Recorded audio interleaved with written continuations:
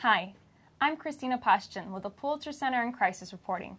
In this segment, we are talking about editing techniques with Robin Bell of Bell Visuals, a video production company in Washington, D.C.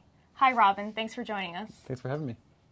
At this point in the competition, our applicants have laid out a rough cut of their story in the timeline. Now, how do they tweak it into something great? This is a time when you really want to look at the transitions that you have in the story and with pacing. And this is where you really want to make sure that everything just kind of is a smooth from the very beginning to the very end of the video. One of the techniques to making sure that your interviews are smooth is to make sure that the transitions are seamless. Some of the ways is to make sure that everything's cut perfectly, but sometimes it's adding B-roll to your interviews that work really well with what the person's saying to make an easy transition from one subject to another.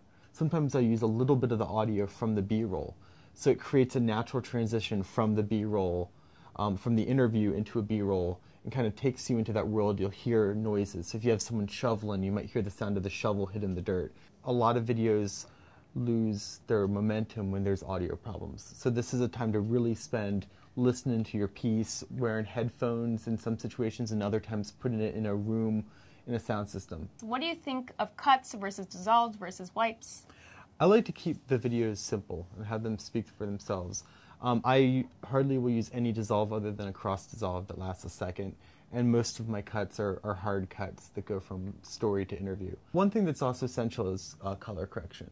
When you can, matching shots makes the cut smoother, and you most likely have filmed in different locations with different color settings and different rooms, and by smoothing out the drastic changes in color will make the piece move along faster as well. What about graphics? Graphics are essential to most news pieces. Few recommendations is to use a very clean font, a non-serif font. Helvetica Neue, Garamond are two fonts that we use heavily in video pieces. They're easy to read, they're easy to size.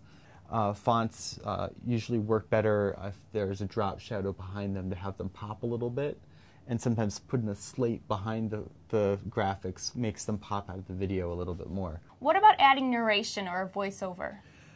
I like personally to have pieces speak for themselves, especially a shorter piece, using the voice of the subject. In cases where that's not possible, narration can be used. I like to use it sparingly, and it needs to be very concise. You want to focus more on the subject as opposed to speaking about the subject. Great. What do you want to leave our aspiring journalists with? I think it's essential that with these shorter pieces that you keep it clean and succinct, that you have a very limited time to speak to the audience, and by staying on point, making sure that everything's technically as good as it can be, you will leave the viewer with a story that's informative and entertaining. Thank you so much for those wonderful tips, Robin. Stay tuned to YouTube Project Report.